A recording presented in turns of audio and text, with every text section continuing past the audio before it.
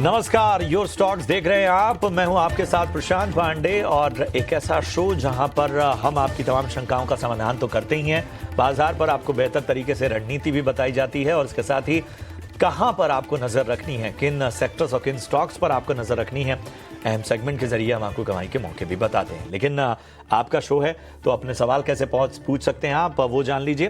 तरीका बेहद आसान है। स्क्रीन के एक हिस्से में आप देख रहे हैं ये नंबर फ्लैश होता हुआ, इस नंबर पर कॉल करके, व्हाट्सएप करके या मैसेज करके आप अपने सवाल हम तक पहुंचाइए। इसके अलावा सोशल मीडिया पर अगर आप एक्टिव हैं तो वहां पर भी अपने सवाल पोस्ट कर सकते हैं।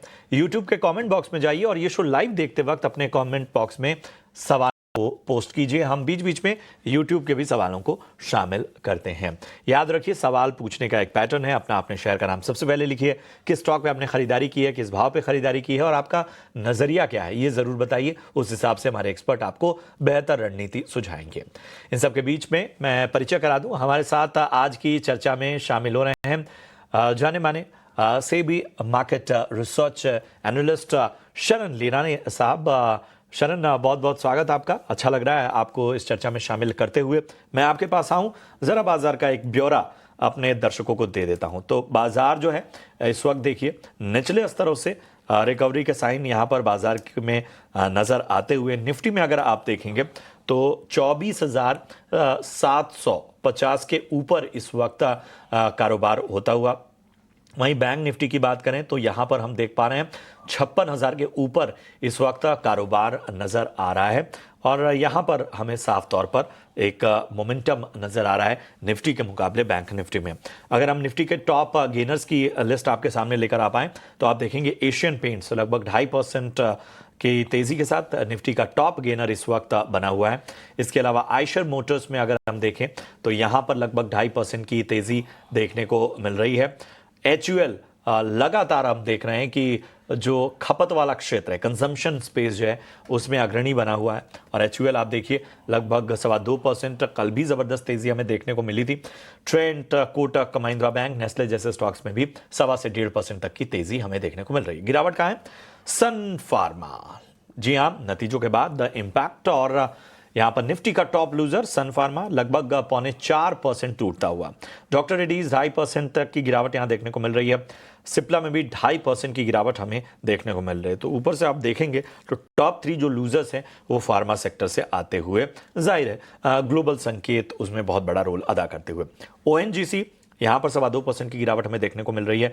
टाटा स्टील और टाटा मोटर्स में 1.5 से 2% तक की लगभग गिरावट हम देख पा रहे हैं। एडवांस डिक्लाइन रेशियो आज थोड़ी बहुत कांटे की टक्कर आपको नजर आएगी।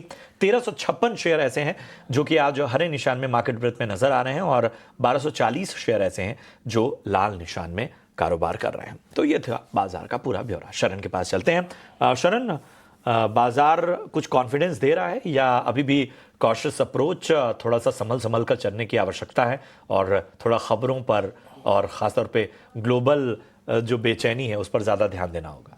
So good morning Prashant ji. Market काफ़ी फ्लैट लग रहा है। कल काफ़ी वॉलेटाइल सेशन था, बड़े न्यूज़ आए, अच्छे खासे रिजल्ट्स आए। आज रिजल्ट्स को लेके आप काफ़ी अच्छे एक्शन भी देख रहे हो FMCG सेक्टर में। ऑटो नंबर्स भी आज आए हैं, डिसेंट ही है। तो ओवरऑल कल के वॉलेटिलिटी के बाद मार्केट थोड़ा सा आज फ्लैट रहेगा, कंसोलिडेट करेगा, एक रेंज बाउंड लेवल्स पे रहेगा। तो 24,600 डाउन साइड का सपोर्ट, अच्छा खासा सपोर्ट है। पिछले 3 बार मार्केट ने ट्राई किया मगर ब्रेक नहीं किया है। वही अपना 100 डे EMA भी है, तो वो लेवल मुझे लग रहा है आगे चल के होल्ड करेगा और अभी मार्केट एक रेंज बाउंड हो जाएगा नेक्स्ट 3 to 4 ट्रेडिंग सेशंस के लिए। 24,600 नीचे की तरफ, 24,900 ऊपर का एक रेजिस्टेंस हो गया है मार्केट में और इसी रेंज में मार्केट नेक्स्ट 3 से 4 ट्रेडिंग सेशन कंसोलिडेट करेगा। एक बार रिजल्ट सीजन ख़त्म हो जाए उसके बाद आप एक मूव देख सकते हैं। बैंक निफ्टी भी सिमिलर रेंज में अटक गया है, 55,500 का सपोर्ट, 56,500 का रेजिस्टेंस। उसी रेंज में मुझे लग रहा है कंसोलिडेट करेगा और एक ही जिस तरफ ब्रेकआउट या ब्रेकडाउन आएगा उस तरफ आप एक्शन देखते हुए मिलेगा।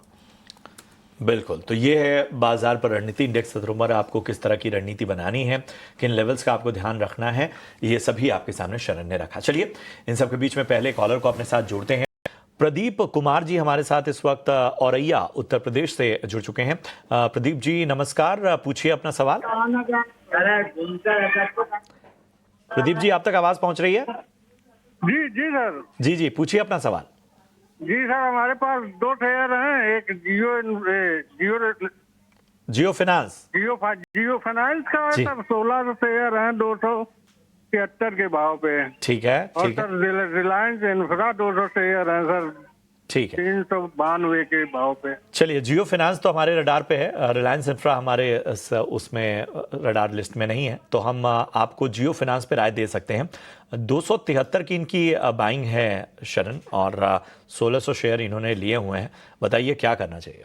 तो जियो फाइनेंस आपने बहुत ही अच्छी एंट्री की है, बने रही है, होल्ड की रहा है स्टॉक अपने एक रेजिस्टेंस पे 330 के आसपास, और वहाँ से अगर आप ब्रेकआउट देखें तो 350 370 के भी टारगेट देख सक रहे हैं। ओवरऑल चार्ट पे बहुत ही अच्छा लग रहा है स्टॉक, फंडामेंटली भी काफ़ी न्यूज़ आ रहे हैं। कंपनी पेरेंट कंपनी 15,000 करोड़ की इन्वेस्टमेंट कर रही है जियो फाइनेंस में, करीबन 3-4 फंड लॉन्च किए। तो फंडामेंटल टेक्निकल दोनों ही अच्छे हैं, होल्ड कीजिए। आने वाले समय में आपको अच्छे अपसाइड देखने मिल सकते हैं 350 to 370 के लेवल्स। स्टॉप लॉस ज़रूर आपके कॉस्ट प्राइस पे रख देना 275 के आसपास, तो आपको नुकसान नहीं होना चाहिए कोई भी समय। मगर जिस हिसाब से स्टॉक चल रहा है आपको ऊपर के लेवल जल्दी आते हुए दिखेंगे 350 और 370 के लेवल्स। चलिए, तो बने रहिए, अच्छे लेवल पे आपकी खरीदारी है, और 350 370 तक के लक्ष्य आने वाले दिनों में नजर आ सकते हैं। जिस तरह पर आपने खरीदारी की है वही स्टॉप लॉस आपको लगाना है। बढ़ते आगे, सुधीर कुमार जी अंबाला से हमारे साथ जुड़ चुके हैं। सुधीर कुमार जी, गुड मॉर्निंग, पूछिए अपने सवाल। Good morning sir. सर मेरे पास HAL 100 शेयर हैं 4950 के भाव पर। 4950, मतलब लगभग 5000 के आसपास, ठीक है। जी। और एक मैस्डॉक है 100 शेयर, मैस्डॉक है 2700 के भाव पर। ठीक है, ओके। और एक BSC है मेरे पास 2500 के भाव पर। BSC, BSC ठीक है, ये आपने 2500, 00। ओके, 2500 के भाव में BSC है। चलिए, 3 स्टॉक हैं इनके। HAL इन्होंने लगभग 5000 के स्तरों पे खरीदारी की हुई है शरण। अगर हम बात करें बाकी स्टॉक्स की, मझगांव डॉक 2700 के भाव पे खरीदा है, और BSC लिमिटेड इन्होंने 2500 के भाव पे खरीदा हुआ है। बारी बारी से बताइए इन तीनों में आपकी रणनीति क्या होगी। तो तीनों के पहले तो मैं एक बात बोल दूं, बहुत ही फास्ट आप मूव देखने मिला था HAL, मझगांव, BSC में, और अभी आपको अच्छी खासी करेक्शन देखने मिल रही है। देखो, जियो पॉलिटिकल रिस्क बहुत ही कम हो गया है, तो आपको डिफेंस क्षेत्र में थोड़ी और डाउनसाइड की चांसेस है, 5 to 10% और डाउनसाइड भी आपको देखने मिल सकता है। मगर आपके जो दोनों स्टॉक में एंट्री है, दोनों ही लीडर है। HAL की बात करें, बहुत ही रीजनेबली वैल्यूड है, 30-35 टाइम्स पे ट्रेड कर रहा है। 7 years आगे चल के रेवेन्यू विजिबिलिटी है 2032 तक। तो अगर आपका लॉन्ग टर्म व्यू है तो मैं करूँगा HAL में तो आप बने रहिए, वैल्यूएशन भी रीजनेबल है और लॉन्ग टर्म रेवेन्यू विजिबिलिटी है। आने वाले समय में, आज नहीं तो बेसिकली 2 से 3 साल समय में आपके लेवल आ जाएंगे, और ऊपर भी लेवल देख सकते हैं। क्लियर रेवेन्यू विजिबिलिटी जो कंपनी में है उनको आगे ना पीछे चल के मार्केट अच्छी वैल्यू देने ही वाला है। तो HAL पे तो डेफिनेटली मेरी होल्ड की राय रहेगी। मझगांव अगेन लीडर है शिप बिल्डिंग का, हाई मार्जिन बिजनेस है, मगर ऊपरी स्तरों से काफ़ी नीचे आ गया है। तो मैं मझगांव में भी बोलूँगा आपका लेवल ठीक ठाक है एंट्री 2700, मगर मुझे अभी भी लग रहा है थोड़ा 5 to 10% काइंड ऑफ करेक्शन आप देख सकते हैं मझगांव में। अराउंड 2400-2500 लेवल्स भी आ सकते हैं। मगर अगर मार्केट लीडर है, डिफेंस एज अ इंडस्ट्री आगे वाले 3 से 5 साल में बहुत ही अच्छा परफॉर्म करेंगे, तो मैं मझगांव में भी आपको होल्ड की राय बोलूँगा। नीचे के स्तरों में थोड़ा आप ऐड भी कर सकते हैं। बाकी BSC की बात करें, again monopolist type of business है। BSC और NSE MCX 3 ही कंपनी है, और इक्विटी में आप देखें तो 2 ही है, BSC NSE। बट जिस हिसाब से रैली हो चुकी है, मुझे ज़्यादा अपसाइड लग नहीं रहा है स्टॉक में। एक पॉइंट, अगर NSE की वैल्यू, अगर NSE लिस्ट होता है कहीं डिस्काउंट पे लिस्ट हो गया, तो आपको BSC में थोड़ी बहुत डाउनसाइड देखने को मिल सकता है। चार्ट्स में मुझे लग रहा है आप 2000 के भी लेवल देख सकते हैं BSC में, जो उसका 200 डे EMA है। मैं नहीं बोल रहा हूँ आएगा लेवल, मगर आने के चांसेस है।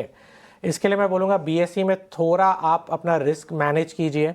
सिस्टम में एक स्टॉप लॉस डाल दीजिए 2300 का। अगर 2300 के नीचे कभी भी बंद होता है ऑन डेली क्लोजिंग बेसिस, एक बार स्टॉप लॉस ले लीजिए और एग्जिट कर दीजिए। आपके नीचे के स्तरों में आपको एंट्री अपॉर्चुनिटी मिलेगी। मगर आपका व्यू अगर 5 से 10 साल है तो डेफिनेटली बने रहिए, और लॉन्ग टर्म में कोई इशू नहीं होएगा। आगे वाला समय बहुत ही अच्छा है, मगर अभी मुझे लग रहा है थोड़ी बहुत डाउनसाइड आपको देखने मिल सकती है। चलिए, तो ये है आपको मिलती हुई आपके तमाम स्टॉक्स पर इस वक्त। हम बढ़ते हैं आगे। जितेंद्र हमारे साथ इस वक्त जुड़े हुए हैं फरीदाबाद से। जितेंद्र नमस्कार, पूछिए अपने सवाल। नमस्कार जी, मेरे पास 2 शेयर्स हैं। जी। एक तो इटर्नल है मेरे पास में एट द रेट ऑफ 249। 249 आपने इटर्नल जोमेटो लिया हुआ है जी। हाँ, इस पे मेरे को शॉर्ट टर्म व्यू चाहिए, ठीक है, नेक्स्ट 15 to 20 डेज। ओके। और एक मेरे पास कैप्लिन पॉइंट है। देखिए 30 ये शेयर स्टॉक तो हैं। हमारे रडार पे नहीं है, तो हम इटर्नल पे ही राय ऐसा क्यों है आपको। कि ये शेयर किसी के रडार पर नहीं रहता? कैप्लिन पॉइंट किसी भी चैनल पर नहीं होता। जी और जी सारे मतलब जितने भी जी एक्सपर्ट ऐसे हैं, हैं कुछ ऐसे स्टॉक होते हैं जो एक नियम और बाकी कायदों को, पैरामीटर्स को पूरा नहीं करते हैं, तो वो किसी भी स्टैंडर्ड चैनल के रडार पे नहीं रहेंगे। तो उसके लिए हम माफी चाहेंगे, लेकिन इटर्नल पे जरूर हम आपको राय दे पाएंगे। इटर्नल अच्छे लेवल पे खरीदारी 249 और बड़ा प्रिसाइज इनका नजरिया 15 से 20 दिनों का। शरण बताइए क्या करना चाहिए। तो इतना तो शॉर्ट टर्म मेरा व्यू नहीं रहेगा, क्योंकि स्टॉक ने रिजल्ट के बाद बहुत अच्छा अपसाइड दिखाया है। डेफिनेटली फंडामेंटल ग्रोथ बहुत अच्छा है, और जिस हिसाब से स्टॉक चल रहा है मुझे लग रहा है चांसेस है आपको एक ब्रेकआउट देखने मिल सकता है 315 के ऊपर। अब वो कब आएगा? मार्केट थोड़ा वीक है, आने वाले हफ्ते में भी मुझे लग रहा है मार्केट थोड़ा साइडवेज कंसोलिडेट कर रहा है, तो स्टॉक भी थोड़ा कंसोलिडेट कर सकता है। मगर अगर एक बार 315 के लेवल लेते हैं तो आप फास्ट 330 और 350 के लेवल्स देख सकते हैं। चार्ट्स पे तो बहुत ही पॉजिटिव है, सभी मूविंग एवरेजेस के ऊपर ट्रेड कर रहा है। आपकी बाइंग प्राइस बहुत अच्छी है 250 की, तो डेफिनेटली आपको होल्ड की राय दूंगा। मगर फिर भी आपके प्रॉफिट्स को प्रोटेक्ट कीजिए। 275 का एक स्टॉप लॉस ज़रूर सिस्टम में डाल दीजिए। कुछ भी हो जाए तो आपको प्रॉफिट होना ही चाहिए। आपकी बाइंग आपने बहुत अच्छे लेवल पे एंट्री की है। 275 के अगर नीचे क्लोज करते हैं और डेली क्लोजिंग बेसिस, एक बार स्टॉप लॉस ले लीजिए, प्रॉफिट घर लेके जाइए, उसके बाद आगे चल के हम रिव्यू करेंगे। चलिए, तो ये है राय आपको इटर्नल पर मिलती हुई, एक विस्तृत नजरिया आपको इस स्टॉक पे। चलिए, अनिल हमारे साथ हैं। और अनिल नमस्कार, कहाँ से बात कर रहे हैं? हाँ नमस्कार सर। नमस्कार। नमस्कार, कहाँ से बात कर रहे हैं अनिल? मैं दिल्ली से कर रहा हूँ सर। दिल्ली से, बताइए क्या मदद की जाए आपकी? सर मेरे एक तो डीएलएफ के मैंने 100 शेयर लिए थे, एवरेज प्राइस 809 पे। ठीक है। और एक रिलायंस के लिए थे 80 शेयर 1414 एवरेज प्राइस पे। कुछ दिनों तक तो ये बड़े अच्छे चल रहे थे, जब से वो ट्रम्प टेरर आया तो ये काफी नीचे चले गए हैं। तो सर इस पे राय दीजिए कि इनको रखा जाए या किसी और से चेंज किया जाए।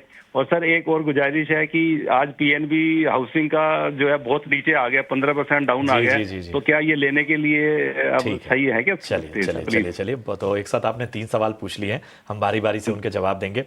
डीएलएफ जो इनकी एवरेज बाइंग प्राइस है वो 809 की है शरण, और इसके अलावा रिलायंस इन्होंने जो है वो 1414 के एवरेज प्राइस पे खरीदा हुआ है। और इसके अलावा जैसा आपने सुना भी, पीएनबी हाउसिंग में एंट्री के मौके खोज रहे हैं। तो पहले डीएलएफ की बात कर लेते हैं। रियल एस्टेट सेक्टर थोड़ा सा वीक है, हाई बीटा सेक्टर है। निफ्टी के गिरते, अगर निफ्टी 1% गिरता है तो रियल्टी स्टॉक्स 2% गिरते हैं। इसके लिए चलते हुए मैं बोलूँगा बहुत ही वॉलेटाइल सेक्टर में आपने निवेश किया है। मगर डीएलएफ फिर भी चार्ट्स पे अच्छा लग रहा है, 200 डे ईएमए के ऊपर ट्रेड कर रहा है। आपकी 809 की परचेस है, मैं कहूँगा सिस्टम में 770 का स्टॉप लॉस ज़रूर डाल दीजिए। अगर कोई भी रीज़न से 770 के नीचे ट्रेड करता है और डेली क्लोजिंग बेसिस, एक बार स्टॉप लॉस ले लेना। सेक्टर वॉलेटाइल है, थोड़ा सा स्लो डाउन देखने भी मिल रहा है। रिलायंस की बात करें, फॉरएवर स्टॉक है, मुझे लग रहा है मार्केट ने थोड़ा ज़्यादा ओवर रिएक्ट कर लिया रिलायंस को लेके, और जो आपकी बाइंग प्राइस है ज़्यादा दूर नहीं है। मुझे लग रहा है एक रिवर्सल ऑन द कार्ड है। अगर निफ्टी यहाँ से ऊपर जाना है तो रिलायंस का कंट्रीब्यूशन डेफिनेटली रहेगा। मगर लेवल्स की बात करें तो एक बार 1425 के ऊपर आपको एक ट्रेंड रिवर्सल देखने मिल सकता है। अभी 1400-1425 के बीच में मुझे लग रहा है कंसोलिडेट कर रहा है थोड़े समय के लिए, कर सकते हैं आने वाले हफ्ते के लिए। और 1425 के ऊपर आप लेवल वापस 1500 के आसपास देख सकते हैं। मगर मार्केट वॉलेटाइल है, इसके लिए सिस्टम में स्टॉप लॉस डालना बहुत ही ज़रूरी है। 1370 का स्टॉप लॉस ज़रूर डाल दीजिए। इफ़ 1370 के नीचे क्लोज होता है, एक बार स्टॉप लॉस ले लेना, आगे चल के रिव्यू कर सकते हैं। स्टॉक वैसे तो बहुत अच्छा है, फॉरएवर स्टॉक है। पीएनबी हाउसिंग की अगर बात करें तो काफ़ी नेगेटिव रिएक्ट कर रहा है, और रिएक्शन नेगेटिव भी है क्योंकि इंडस्ट्री काफ़ी अच्छी लग रही है। रेट कट आया है, टैक्स कट आया है, तो बहुत ही बेनिफिशियल है हाउसिंग कंपनीज़ के लिए। इस समय में सीईओ का जाना थोड़ा नेगेटिव लग रहा है मार्केट को, और जनरली जब न्यू सीईओ आता है वो थोड़ी बहुत क्लीन अप करता है, आपको एनपीए बढ़ते हुए दिखते हैं हाउसिंग फाइनेंस कंपनी में, तो उसके थोड़े आने वाले 1 से 2 क्वार्टर थोड़े वीक हो सकते हैं, ये मेरा एस्टिमेट है। जो होए या नहीं वो आगे की बात है, पर हाउसिंग एज अ सेक्टर अच्छा लग रहा है। इसके लिए मैं बोलूँगा पीएनबी हाउसिंग अवॉइड कीजिए और दूसरे हाउसिंग सेक्टर्स में निवेश कीजिए, वो आने वाले समय में इससे बेटर रिटर्न आपको देंगे। चलिए, तो पीएनबी हाउसिंग पर और बाकी स्टॉक्स पर भी राय आपको मिल गई है। बढ़ते हैं आगे और अब हमारे खास सेगमेंट की है बारी और ये है ऑप्शंस के चैंपियन।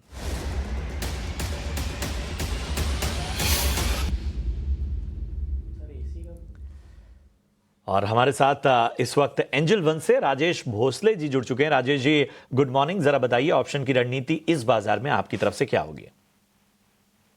जी नमस्कार प्रशांत जी। देखिए ट्रेंड ये जो स्टॉक है ये अपने इम्पोर्टेंट सपोर्ट लेवल्स पे ट्रेड कर रहा है। वीकली 89 EMA पे बेस बन रहा है एंड आज हमें इसमें काफी अच्छा ट्रैक्शन दिखाई दे रहा है एंड अपने लास्ट 5 सेशन के जो हाई है ट्रेंड लिमिटेड क्रॉस कर रहा है, तो यहाँ से काफी अच्छा रिस्क रिवॉर्ड बैठ रहा है। तो ट्रेंड लिमिटेड का 5200 का कॉल बाय करना है अगस्त सीरीज का, ये लगभग 175 के रेंज में बाय करना है with the stop loss of 120 and इसमें टारगेट एक्सपेक्टेड है 285 के। प्रशांत जी इसका जो लॉट साइज है वो है 100 का, तो जो मैक्सिमम रिस्क एज पर स्टॉप लॉस होगा वो होगा 50 का एंड हम एक्सपेक्ट करें अगर मोमेंट आता है तो पॉसिबली इसमें 11,000 के प्रॉफिट ट्रेडर्स को मिल सकते हैं। तो ये है राय आपको मिलती हुई ऑप्शन की रणनीति। ट्रेंड 5200 की कॉल आपको खरीदनी है 175 के प्रीमियम पर, लक्ष्य 285 का और स्टॉप लॉस यहां पर आपको 120 का रखना है। अधिकतम मुनाफा 11,000 और नुकसान 5,500 तक का हो सकता है। चलिए, शुक्रिया करेंगे राजेश जी आपका। लेकिन सेबी का स्टैंडर्ड रिस्क डिस्क्लोजर अगर देखें तो आप देखेंगे फ्यूचर और ऑप्शन ट्रेडिंग में जोखिम की बात करता है। 90% लोग पैसे गंवाते हैं लेकिन 10% लोग पैसे बनाते भी हैं। इसलिए सोच समझकर ट्रेडिंग इनिशिएट करें और अपने फाइनेंशियल एडवाइजर की सलाह जरूर लें। इसी के साथ वक्त हो गया एक छोटे से ब्रेक का। ब्रेक के उस पार भी आपके सवालों के जवाब दिए जाएंगे। आप बने रहिए हमारे साथ।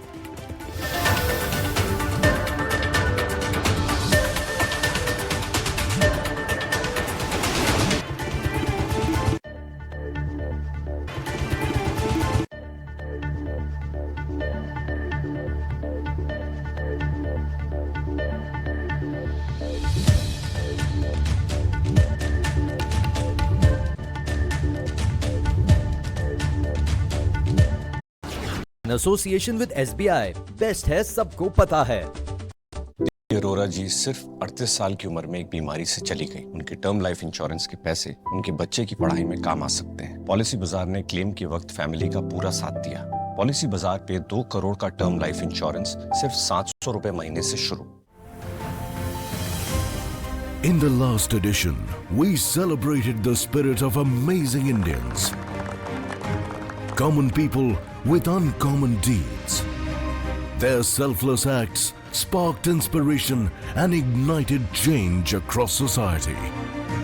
Now, it's time once again to honor the true heroes among us.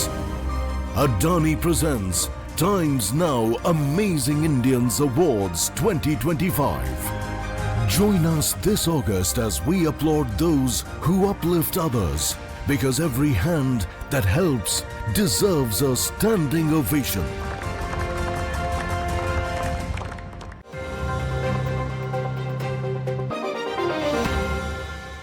National Securities Depository Limited, India's first and largest securities depository in terms of number of issuers, number of active instruments, market share and demat value of settlement volume and value of assets held under custody as of March 31st, 2025. Now makes an initial public offering of equity shares of face value of ₹2 each. The 100% book built offer being offered in a price band of 760 to 800 rupees per equity share opens July 30th and closes August 1st, 2025. For further details on risk factors, refer to the red herring prospectus.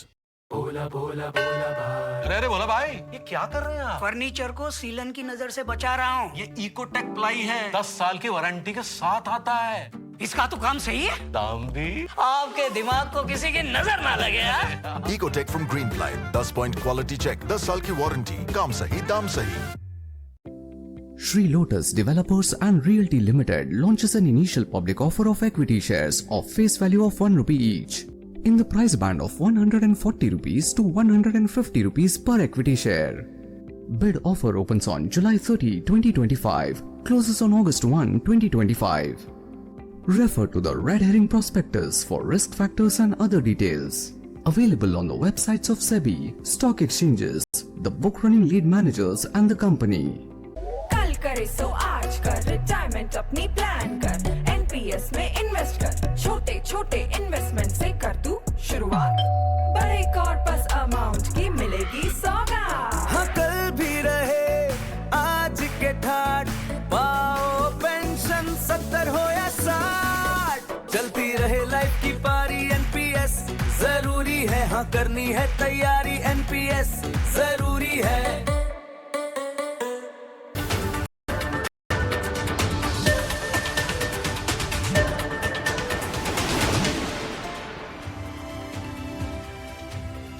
स्वागत है आपका break के बाद और चलिए कुछ अहम खबरों और ट्रेंड्स पर भी नजर डालते हैं। बाजार के खुलते ही आज फार्मा शेयरों की तबीयत क्यों हुई है खराब, सृष्टि शर्मा जुड़ चुकी है हमारे साथ बताने के लिए।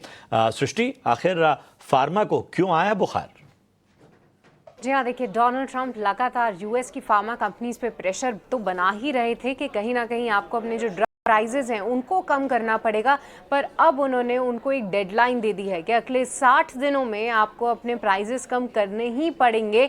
और यही नहीं, अब से जो नए लॉन्चेस करेंगे आप, वो आपको बाकी के जो मार्केट्स में आप प्राइसिंग देते हैं वो भी आपको यूएस में ही रखनी होगी। तो एक डेडलाइन जो है डोनाल्ड ट्रंप की तरफ से आती हुई है, जहां पर उन्होंने 17 यूएस की दिग्गज कंपनियों को लेटर्स लिखे हैं और उसमें बताया है कि यूएस के प्राइजेस जो हैं अब आपको कम ही करने पड़ेंगे, जहां पर आप अपनी ऑफरिंग्स देते हैं। देखिए कई समय से टैरिफ की तलवार पूरे फार्मा सेक्टर पर लटक ही रही है, क्योंकि आप देखिए अभी तक तो एग्जेम्पशन मिला हुआ है भारतीय कंपनियों को भी, पर डोनाल्ड ट्रंप अभी भी चर्चा जरूर कर रहे हैं कि कितना % वो टैरिफ लगाएंगे। उनके लेटेस्ट कमेंट में उन्होंने 200% फार्मा टैरिफ की भी बात की थी और उसी को मद्देनजर रखते हुए अब ये चिंता जरूर है कि कौन सा होगा वो आखिरी रेट जिस पर ये फार्मा टैरिफ लगता हुआ दिखेगा।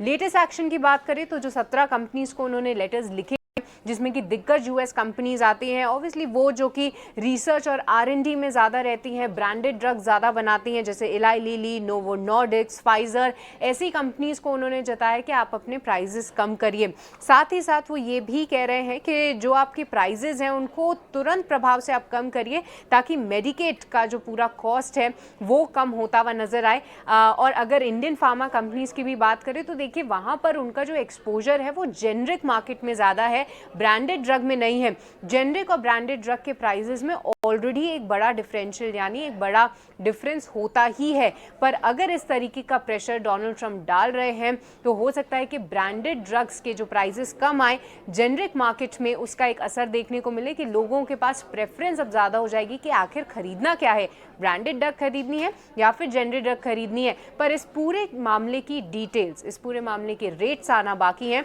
पर रिएक्शन के तौर पे आप देख रहे हैं कि सभी फार्मा कंपनीज, दिग्गज कंपनीज जिनका एक्सपोजर यूएस में ज़्यादा है, औरोबिंदो, सन, लुपिन, इन सभी में आज भारी प्रेशर है।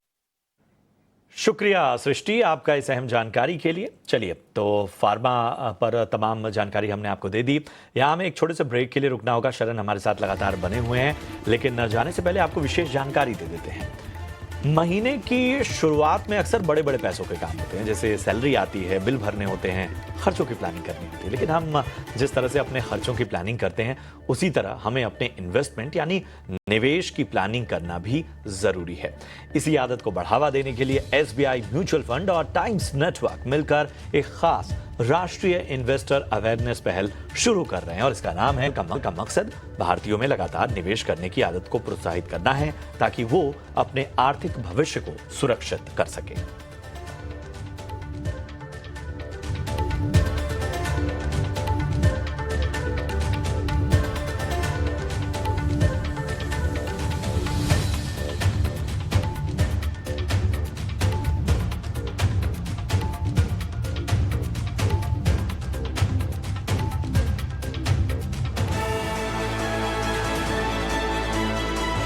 हमें ये जान के बहुत खुश हो रहा है कि ईटी नाउ और ईटी नाउ स्वदेश दोनों ये बहुत ही इम्पोर्टेंट कार्यक्रम ला रहे हैं। वीकली तौर से एक एजुकेटिव रहेगा।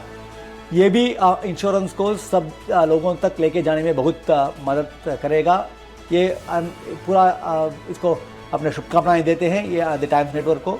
और भी बहुत कुछ कार्य टाइम्स नेटवर्क से अब जैसे मीडिया के द्वारा हमारा मदद इंडस्ट्री को बहुत मदद मिलते रहे। This is a very good initiative taken by ET Now. This topic is extremely the need of the hour, very well chosen. I congratulate ET Now for selecting this topic and trying to help the insurance industry in its concerted efforts to bring in awareness on insurance products.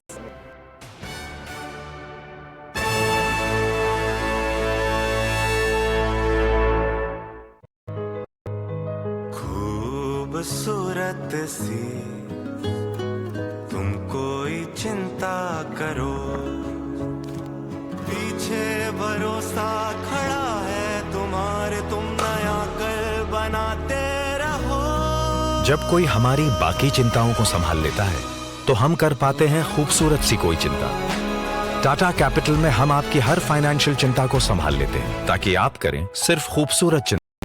National Securities Depository Limited, India's first and largest securities depository in terms of number of issuers, number of active instruments, market share and demat value of settlement volume and value of assets held under custody as of March 31st, 2025. Now makes an initial public offering of equity shares of face value of ₹2 each. The 100% book built offer being offered in a price band of 760 to 800 rupees per equity share opens July 30th and closes August 1st, 2025. For further details on risk factors, refer to the red herring prospectus. My birthday gift to पापा, ये उनके पापा की पहली गाड़ी एक garage में पड़ी थी दार्जिलिंग में। जब इसे फाइनली घर लाया ना, तब लगा लाइफ में ग्रो किया। बुलाओ। SIP करो, इन्वेस्ट करो, लाइफ में ग्रो करो। प्रतिभूति बाजार में निवेश बाजार जोखिमों के अधीन है। निवेश करने से पहले सभी संबंधित दस्तावेजों को ध्यान से पढ़ें। अरे बोला भाई, ये क्या कर रहे हैं आप? फर्नीचर को सीलन की नजर से बचा रहा हूँ। ये इकोटेक प्लाई है, 10 साल की वारंटी के साथ आता है। इसका तो काम सही है, दाम भी। आपके दिमाग को किसी की नजर ना लगे। Ecotec from Greenply, 10 point quality check, 10 साल की वारंटी, काम सही दाम सही। सर इन्हें क्रिप्टो करके लाइफ सेट करनी है, पर कॉन्फिडेंस नहीं है। कॉन्फिडेंस चाहिए? हाँ sir. Defuse the bomb. All the best. डर लग रहा है? नहीं आता था, हलवाई है। इन्होंने सीखा है इसलिए ये कॉन्फिडेंट है। अगर आपको क्रिप्टो में कॉन्फिडेंस चाहिए तो क्रिप्टो सीखना होगा। क्रिप्टो कोच, CoinDCX, लर्न करो, क्रिप्टो करो। Crypto products and NFTs are unregulated and can be highly risky. There may be no regulatory recourse for any loss from such transactions.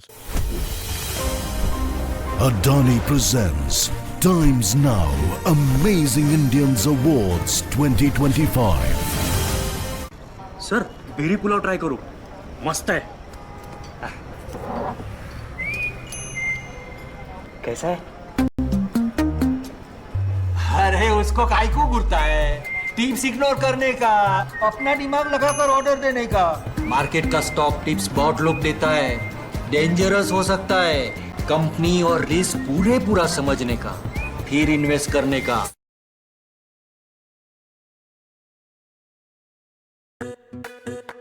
इच्छाओं की कोई उम्र नहीं होती, आज हो या कल आंखों में हरदम चमकती। कल भी रहे आज के ठाट, ना हो टेंशन रिटायरमेंट के बाद। अरे नो टेंशन। हाँ करनी है तैयारी NPS जरूरी है, करनी है तैयारी NPS जरूरी है।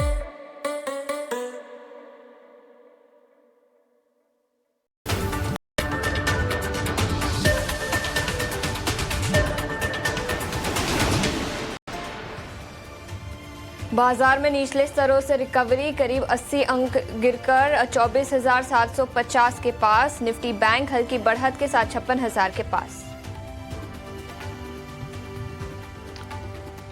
MD and CEO Girish Kausgi के इस्तीफे से 16% टूटा PNB हाउसिंग का शेयर। 28 अक्टूबर को खत्म होगा कार्यकाल। 3 साल से संभाल रहे थे PNB हाउसिंग की जिम्मेदारी। लगातार 5वें दिन FMCG शेयरों में हरियाली। HUL 2% की तेजी के साथ बना निफ्टी का टॉप गेनर।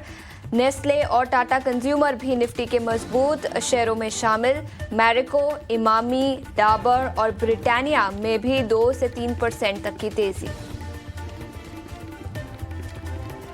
कीमतें घटाने को लेकर ट्रंप के दबाव से फार्मा शेयरों में बड़ी गिरावट। सन फार्मा और विंडो डिवीज लैब 3 से 4% टूटे।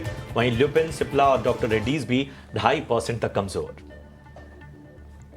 अनुमान के मुताबिक नतीजों से आयशर मोटर्स में करीब 2% का उछाल, वहीं मारुति में हल्की कमजोरी। M&M, टाटा मोटर्स और अशोक लेलैंड में 1.5 से 2% तक की गिरावट। बेहतर नतीजों के दम पर सिटी यूनियन बैंक और चंबल फर्टिलाइजर में 2.5 से 3% तक की तेजी। कोल इंडिया भी मजबूत, वहीं कमजोर नतीजों से आरती इंडस्ट्रीज 2% से ज्यादा नीचे। निफ्टी में आज आईटीसी जारी करेगी अपने नतीजे। अन्य कंपनियों में GSK pharma, Godrej properties, Tata power, UPL सहित करीब 70 कंपनियों के नतीजों पर रहेगी सबकी नजर। श्री लोटस डेवलपर्स के आईपीओ का आज आखिरी दिन। अब तक 11 गुना से ज्यादा भरा। कंपनी की 792 करोड़ रुपए जुटाने की योजना। प्राइस बैंड 140 से 150 रुपए प्रति शेयर।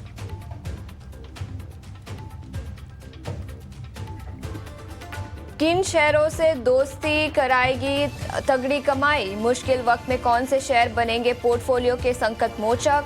और लॉन्ग टर्म फ्रेंडशिप के लिए किन शेयरों पर करे भरोसा? जानेंगे friendship day special show super friend solid friend में आज दोपहर 12:30 बजे।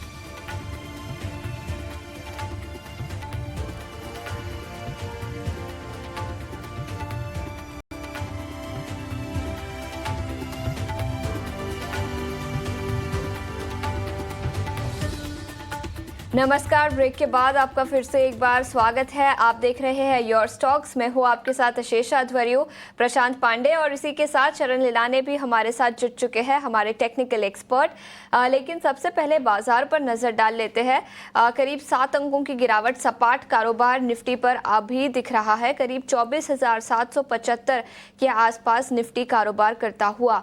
निफ्टी बैंक में आज के सत्र में आउट परफॉर्मेंस दिखा है। इनफैक्ट निफ्टी बैंक करीब 80 अंकों की तेजी के साथ 56,000 के पार कारोबार करता हुआ। तो काफी अच्छा एक्शन। इंडेक्स लेवल पर दिन के निचले स्तरों से रिकवरी भी दिखी है। इंडिविजुअल स्टॉक्स की बात करें तो एशियन पेंट्स 3% चढ़कर निफ्टी के टॉप गेनर्स में शामिल। इसके अलावा ट्रेंड यहां पर 2% तक की तेजी दिखी है। HUL कल के सत्र में तेजी थी। इनफैक्ट FMCG शेयरों में पिछले कुछ दिनों से लगातार तेजी नजर आई है और आज के सत्र में भी HUL 2% की तेजी के साथ कारोबार करता हुआ। Bajaj finance, ITC, Eicher Motors, तो कई सारे स्टॉक्स जो तेजी के साथ कारोबार करते हुए। लेकिन लूजिंग साइड पर सन फार्मा 4% नीचे। याद रखें कल नतीजे आए थे जिसके बाद सन फार्मा में गिरावट दिखी है। डॉक्टर रेड्डी सिर्फ याद रखें पूरे फार्मा सेक्टर पर आज के सत्र में कमजोरी है। यूएस प्रेसिडेंट डोनाल्ड ट्रंप ने कहा कि दवाइयों के दाम अमेरिका में कम होने चाहिए, जिसके बाद फार्मा सेक्टर के सभी स्टॉक्स गिरावट के साथ कारोबार करते हुए। निफ्टी फार्मा इंडेक्स 2.5% गिरकर निफ्टी के टॉप गेनर्स में शामिल। लेकिन बाजार पर रणनीति बताने के लिए और इसके अलावा आपके सभी सवालों का जवाब देने के लिए अब हमारे साथ निमेश ठाकर जुड़ चुके हैं। निमेश जी, बहुत बहुत शुक्रिया समय निकाल कर ET Now स्वदेश पर जुड़ने के लिए। सबसे पहले इंडेक्स लेवल पर ही राय दीजिए और इन पर्टिकुलर फार्मा सेक्टर 2.5% ठुक चुका है आज के सत्र में। क्या राय होगी आपकी इस सेक्टर पर?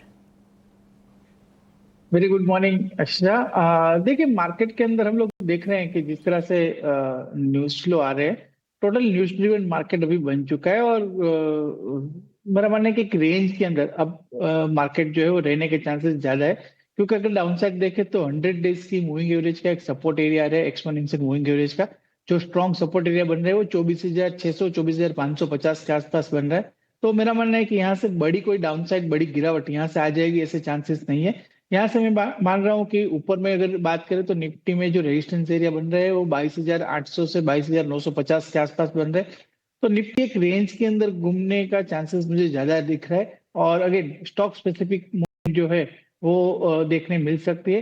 अगेन RBI की पॉलिसी है अगस्त मंथ में, तो डेफिनेटली बैंक निफ्टी जो है मेरा मानना है कि यहाँ से आउट परफॉर्मेंस के चांसेस ज्यादा है। तो फोकस अभी करना है तो निफ्टी की जगह पर बैंक निफ्टी जो है वो मुझे अच्छी लग रही है ये लेवल से। ठीक है, तो ये है राय आपको इंडेक्स स्तरों पर मिलती हुई। अब अपने साथ कॉलर को जोड़ते हैं। अनूप गुप्ता हमारे साथ जुड़े हुए हैं फिरोजाबाद से। अनूप जी गुड मॉर्निंग, पूछिए अपना सवाल। Good morning sir, good morning. तो मेरे पास 6000 IDFC फर्स्ट बैंक है एट द रेट ऑफ 83। 83 जी वो काफी ऊपरी स्तरों की आपकी खरीदारी है। हाँ, एक्चुअली मैंने IDFC और मर्जर हुआ तो उससे पहले से मेरे पास अच्छा। IDFC के शेयर थे। ठीक है, ठीक है। कुछ अनुमान बता सकते हैं कि अब तक कितना हाँ, आपको? एक साल रुकूंगा, कोई दिक्कत नहीं है। मतलब मेरे को नुकसान में नहीं बेचना, और सीधी बात ये है। ठीक है। और यस बैंक भी है आपके पास? हाँ, मेरे पास 12000 यस बैंक है एट द रेट ऑफ 24। ठीक है, चलिए। तो यस बैंक 24 रुपए के भाव पे शरण इन्होंने खरीदा हुआ है। 12000 शेयर हैं और 83 रुपीस पे इन्होंने खरीदा हुआ है, खासतौर पे IDFC फर्स्ट बैंक। और जल्दबाजी नहीं है, एक साल आराम से समय दे सकते हैं। तो पहले तो IDFC फर्स्ट की बात करूँ, रिजल्ट्स काफ़ी वीक थे और आने वाले समय में कुछ ज़्यादा आप एक्सपेक्ट नहीं कर सकते।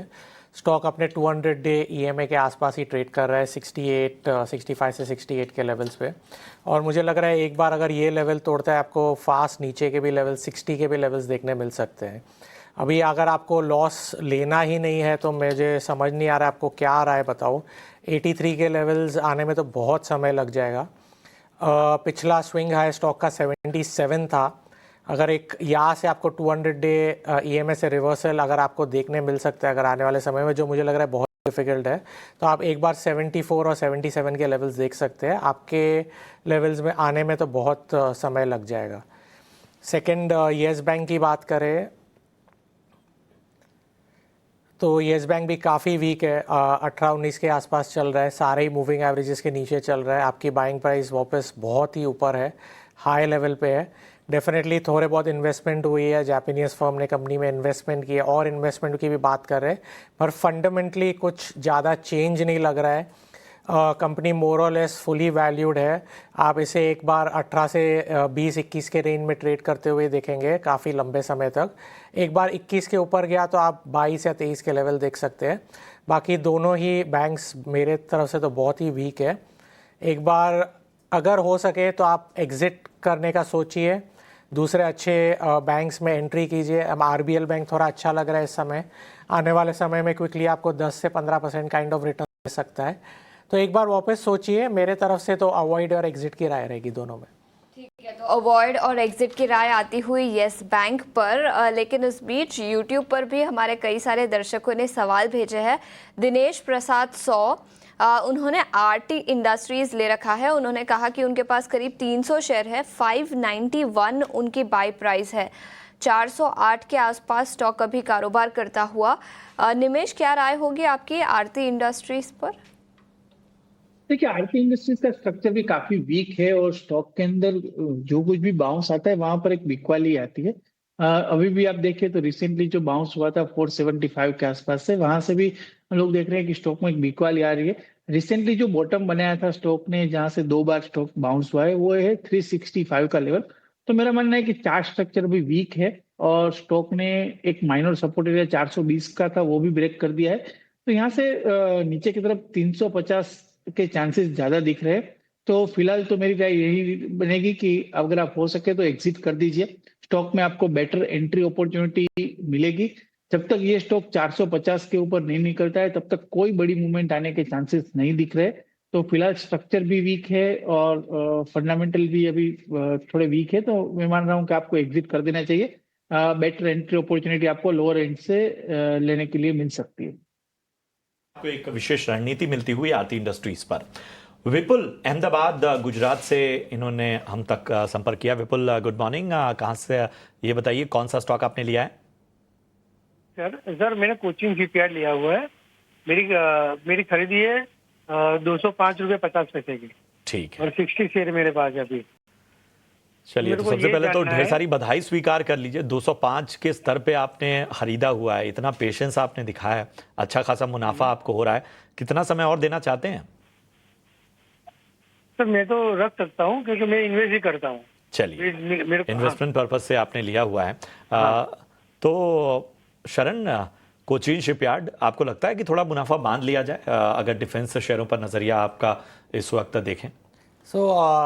प्रशांत जी, डिफेंस पे तो मेरा नज़रिया काफ़ी वीक ही है। स्टॉक काफ़ी करेक्ट कर रहे हैं। जैसे मैंने पहले भी बोला, जियोपॉलिटिकल रिस्क बहुत ही कम हो गए हैं, तो ये स्टॉक में आप ज़्यादा न्यूज़ बेस्ड एक्शन अभी देखने को नहीं मिलेगा। रिजल्ट बेस्ड डेफिनेटली आने वाले 3 से 5 साल में आप इसके रिजल्ट्स फंडामेंटल चेंज होते हुए देख सकते हैं। काफ़ी अच्छे ऑर्डर्स भी आए हैं। अगर आपका थोड़ा लंबा व्यू है तो मैं बोलूँगा डेफिनेटली बने रहे हैं, मगर अगर आपका शॉर्ट टर्म व्यू है तो 1700 का एक बार स्टॉप लॉस सिस्टम में डाल दीजिए। आपकी बाइंग प्राइस बहुत ही अच्छी है। ज़्यादा आपका प्रॉफिट कम ना होए, इसके लिए मैं बोल रहा हूँ 1700 का स्टॉप लॉस डाल देगा। अगर 1700 के नीचे बंद होने को स्टार्ट करता है तो एक बार एग्जिट कर लीजिए। आपको 1500 के भी लेवल दिख सकते हैं स्टॉक में, मगर अभी एक कंसोलिडेशन फेज में है। 3 से 5 साल का अगर व्यू है डेफिनेटली बने रहिए। ठीक है, तो 3 से 5 साल के नज़रिए से बने रहने की आपको यहाँ पर सलाह, अगर आपका ज़्यादा लंबा नज़रिया का पूरा नज़रिया आप लेकर चल रहे हैं। चलिए, इसी के साथ हमें यहाँ पर ब्रेक के लिए रुकना होगा। ब्रेक के उस पार भी आपके सवालों को शामिल करेंगे। बने रहिए हमारे साथ।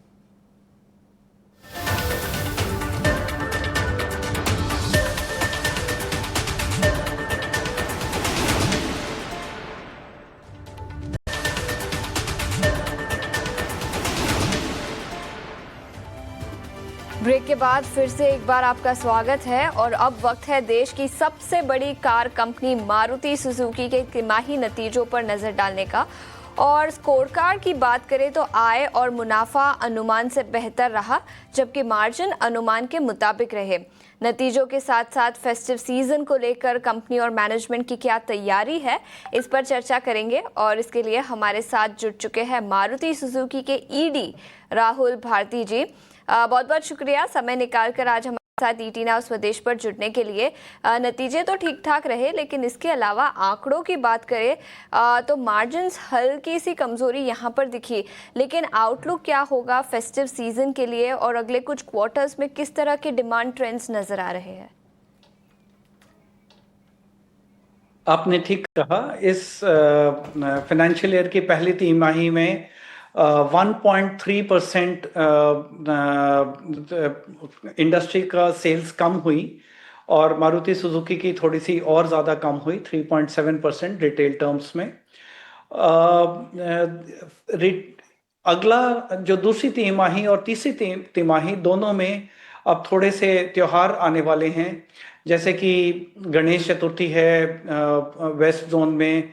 अगर हम साउथ या दक्षिण की बात करें तो उसमें पोंगल और ओणम जैसे त्योहार हैं। उसके बाद नवरात्रास हैं, फिर दिवाली, दशहरा, छठ, उस तरह की।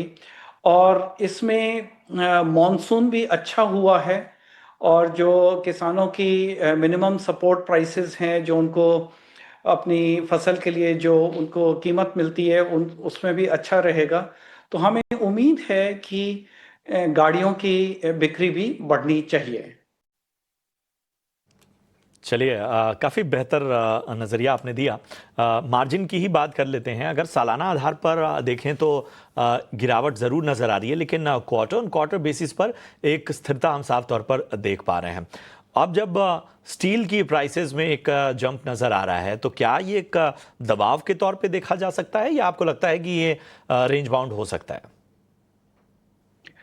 आपने ठीक कहा, मार्जिन्स थोड़ा सा आगे चल के अनसर्टेन जोन में ही रहेंगे, क्योंकि जैसे आपने कहा स्टील का थोड़ा सा डर है कि स्टील प्राइसेस इंडस्ट्री ना बढ़ाए सेफगार्ड ड्यूटी का एडवांटेज लेकर।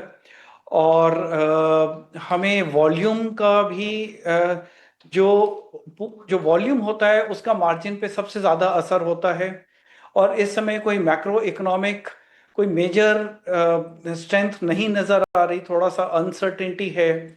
तो हालांकि हमारे 2 एसयूवी लॉन्चेस रहेंगे, एक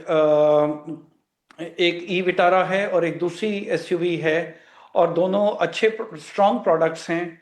तो उससे कितना वॉल्यूम बढ़ेगा और उससे कितना मार्जिन पे मदद मिलेगी और मार्केट में कितना मैक्रो इकोनॉमिक सिनेरियो रहेगा, ये हमें आगे चल के थोड़ा सा देखना पड़ेगा। अनसर्टेनिटी रहेगी मार्जिन्स पर। एक चीज़ हमें बताइए कि अगर हम साफ तौर पर फ्यूचर प्रोस्पेक्ट को देखें, तो मारुति सुजुकी ने अपने मेमोरेंडम ऑफ एसोसिएशन यानी एमओए में बड़े बदलाव के तहत अपना जो बिजनेस स्कोप है वो कारों के दायरे से आगे बढ़ाने का फैसला किया है। हम देख रहे हैं कंपनी ने के बोर्ड ने ड्रोन, ईवीज और अन्य क्षेत्रों के लिए एमओए में बदलाव को मंजूरी दी है। ये ड्रोन्स और ईवी के जितने भी हमने ऐड किए हैं अपने आर्टिकल्स ऑफ एसोसिएशन में टर्म्स, ये सिर्फ हम अपना दायरा अभी बढ़ाना चाहते हैं, क्योंकि जब हम मोबिलिटी के बारे में सोचते हैं तो अब मोबिलिटी की डेफिनेशंस बदल रही हैं, हमें अपना दायरा थोड़ा सा बढ़ाना पड़ेगा। अभी कोई बिजनेस प्लान नहीं है, लेकिन हम थोड़ी सी फ्लेक्सिबिलिटी चाहते हैं कि अगर हम अपना दायरा बढ़ाएं तो यहाँ हम सोच सकते हैं। वो सिर्फ ड्रोन्स नहीं हैं, वो एनर्जी ऑप्शंस भी हैं, क्लीन एनर्जी ऑप्शन जैसे कॉम्प्रेस्ड बायोगैस, जैसे फर्मेंटेड ऑर्गेनिक मैन्योर, हाइड्रोजन और ईवी के एप्स, ईवी के कोई इनोवेटिव स्टार्टअप्स हैं चार्जिंग वगैरह, या ईवी मोबिलिटी सिस्टम में कोई है लीजिंग ऑप्शंस अगर हो सकती हैं। तो इस तरह से हम अपना सिर्फ अभी फ्लेक्सिबिलिटी और दायरा बढ़ा रहे हैं कि हम उस एरिया में काम करने के लिए लीगली तैयार रहें, और अभी कोई बिजनेस प्लान नहीं है सच। ठीक है, तो ये इलेक्ट्रिक व्हीकल और इसके अलावा कई सारे एक्सपेंशन प्लान्स के बारे में, लेकिन भारती जी अगर आप हमें बता पाए तो रेयर अर्थ मिनरल सप्लाई एक बड़ा कंसर्न रहा है पूरे इंडस्ट्री के लिए जब से ही चाइना ने रिस्ट्रिक्शन डाले हैं इनके एक्सपोर्ट्स पर, और कई सारी रिपोर्ट्स आई है कि ऑटो सेक्टर पर नेगेटिव इम्पैक्ट दिखेगा, इलेक्ट्रिक व्हीकल के प्रोडक्शन पर भी नेगेटिव इम्पैक्ट नजर आ सकता है। क्या आप हमें बता सकते हैं कितने महीने तक आप कवर्ड है ऑलरेडी, और क्या आपके प्रोडक्शन पर ऑलरेडी कुछ इम्पैक्ट दिखा है या अगले कुछ महीनों में इम्पैक्ट नजर आ सकता है? आपने ठीक कहा, इंडस्ट्री रेयर अर्थ की तैयारियां कर रही है। फिलहाल हमारे पर इम्पैक्ट शायद ना हो, हमें इसकी पूरी उम्मीद है। जो इंडस्ट्री वो जो मैग्नेट के बजाय, मैग्नेट जिन बड़े हिस्से पुर्जों में जाता है वो बड़ी असेंबलीज या सब असेंबलीज या एग्रीगेट इंपोर्ट कर रही है, उससे थोड़ी सी कॉस्ट तो बढ़ेगी, लेकिन हमारी प्रोडक्शन चलती रहनी चाहिए, ऐसी हमारी कोशिश है। अगर हमें लगता है कि कुछ प्रॉब्लम आएगी इस एरिया में हमारी प्रोडक्शन को, तो हम खुद आके स्टॉक एक्सचेंजेस को इन्फॉर्म करेंगे। ठीक है, तो ये नजरिया रेयर अर्थ सप्लाई को लेकर। बहुत बहुत शुक्रिया भारती जी, समय निकालकर आज हमारे साथ जुड़े और कंपनी के आउटलुक और सेक्टर पर आउटलुक आपने हमारे साथ शेयर किया। शुक्रिया जुड़ने के लिए। लेकिन मारुति सुजुकी के स्टॉक पर भी एक बार नजर डाल लेते हैं। याद रखें आज के सत्र में 1.5% की गिरावट यहाँ पर दिखी है, 12,450 के आसपास स्टॉक कारोबार करता हुआ। निमेश, आपकी क्या राय होगी मारुति सुजुकी पर, और अगर टेक्निकल नजरिया ले तो टेक्निकल्स और चार्ट्स क्या कहते हैं स्टॉक के लिए? देखिए, चार्ट्स तो यही कह रहे हैं कि स्टॉक काफी दिनों से एक कंसोलिडेट कर रहा है, एक रेंज के अंदर घूम रहा है, और अगर आप शॉर्ट टर्म एंगल देखें तो पिछले मार्च से अभी तक पिछले 3-4 महीने से स्टॉक एक रेंज के अंदर एक साइमेट्रिकल ट्रायंगल पैटर्न में जो है वो स्टॉक ट्रेड कर रहा है। मेरा मानना है कि जब तक ये स्टॉक 13,000 के ऊपर नहीं निकलता है तब तक कोई बड़ा मूव नहीं आएगा, और रेंज के अंदर जो 400-500 पॉइंट की रेंज है उसी के अंदर ट्रेड करेगा। हालांकि लोअर लेवल पे multiple moving average as well as trend line का सपोर्ट एरिया है, तो यहाँ से मैं डाउन साइड एक्सपेक्ट नहीं कर रहा हूँ। तो अगर नीचे की तरफ 12,300 12,200 का अगर लेवल पे आता है तो यहाँ से आप 400-500 पॉइंट की रेंज को प्ले करने के लिए बाय कर सकते हैं, एक अच्छा एंट्री पॉइंट बन सकता है। और ऊपर में जब भी 13,000 के लेवल के ऊपर ब्रेकआउट आएगा देन एंड ओनली हम लोग एक्सपेक्ट करेंगे कि स्टॉक के अंदर शायद बड़ा मूव भी आ सकता है। तो फिलहाल स्ट्रक्चर जो है वो साइडवे का है, तो साइडवे के प्ले करने के लिए आपको 12,300 के आसपास स्टॉक के अंदर बाय करें, और ऊपर में 12,700 12,800 के आसपास आता है तो वहां पर एग्जिट कर दीजिए। यही अभी ट्रेड स्ट्रेटेजी मारुति के अंदर बन रही है। बिल्कुल, तो ये है राय मारुति सुजुकी पर आपको मिलती हुई निमेश जी की तरफ से। बढ़ते आगे, आईपीओ में आवंटन कोटा से जुड़े नियमों में मार्केट रेगुलेटर सेबी कुछ बदलाव कर सकता है। इसे लेकर डिस्कशन पेपर जारी कर दिए गए हैं। डिटेल्स के साथ अंकुर मिश्रा जुड़ चुके हैं। अंकुर, बताइए आखिर क्या जानकारी सामने आ रही है? सेबी ने आईपीओ के जो कोटाज हैं वहां पर एक डिस्कशन पेपर लेके आया है, और जो बोला गया है कि यहाँ पर जो रिटेल का कोटा है वो पहले 35% होता था, उसको घटाकर 25% कर दीजिए। और ऐसा सजेशन इसलिए आया है क्योंकि लार्ज आईपीओज में कई बार ये कोटा भरता नहीं था, तो अब यहाँ पे सजेशन ये है कि 25% का मैंडेटरी कोटा कर देते हैं, जो मिनिमम साइज है, हालांकि मैक्सिमम लिमिट यहाँ पे नहीं है। इसके एवज में आप देखेंगे कि क्यूआईबी पोर्शन है वो जो पहले 50% था वो बढ़कर 60% हो जाएगा। और सबसे जरूरी बात यह है कि यहाँ पर एंकर इन्वेस्टर्स के नियमों में भी, जो कि लॉन्ग टर्म एंकर इन्वेस्टर्स है, वहां की नियमों में भी ढिलाई दी गई है। इनफैक्ट प्रपोजल ये है कि हम additional 250 crore allocation 15 additional anchor investors अब अलाउड होंगे, जो कि पहले 10 एंकर इन्वेस्टर्स होते हैं। और साथ ही साथ mutual funds, insurance, pension funds को भी यहाँ पे राहत दी गई है। और यहाँ पे उनका जो एंकर पोर्शन है वो 40% करने का एक प्रपोजल है, जो कि पहले सिर्फ 33% था। ऑल इन ऑल जो लार्ज आईपीओज हैं वहां पर ये सजेशंस दिए गए हैं ताकि ये ओवरऑल हो सके। शुक्रिया करेंगे अंकुर इस अहम जानकारी का। चलिए इसी के साथ अपने दोनों खास एक्सपर्ट्स का भी हम शुक्रिया अदा करेंगे। शरण और निमेश जी, आप दोनों का बहुत बहुत धन्यवाद चर्चा में शामिल होने के लिए और अपनी राय और मार्केट पर अपनी बेहतरीन रणनीति बताने के लिए। चलिए बढ़ते हैं आगे और इस शो में मुझे और आशीषा को आप इजाजत दे सकते हैं, लेकिन आपको बता दें कि एक अहम जानकारी, महीने की शुरुआत में अक्सर बड़े बड़े पैसों के काम होते हैं, जैसे सैलरी आती है, बिल भरने होते हैं, खर्चों की प्लानिंग करनी होती है, लेकिन खर्चों के साथ साथ हमें अपने निवेश की प्लानिंग करना भी जरूरी है। इसी आदत को बढ़ावा देने के लिए एसबीआई म्यूचुअल फंड और टाइम्स नेटवर्क मिलकर एक खास राष्ट्रीय इन्वेस्टर अवेयरनेस पहल शुरू कर रहे हैं, जिसका नाम है भारत निवेश बेहतर कल। इस पहल का मकसद भारतीयों में लगातार निवेश करने की आदत को प्रोत्साहित करना है, ताकि वो अपना आर्थिक भविष्य सुरक्षित कर सकें।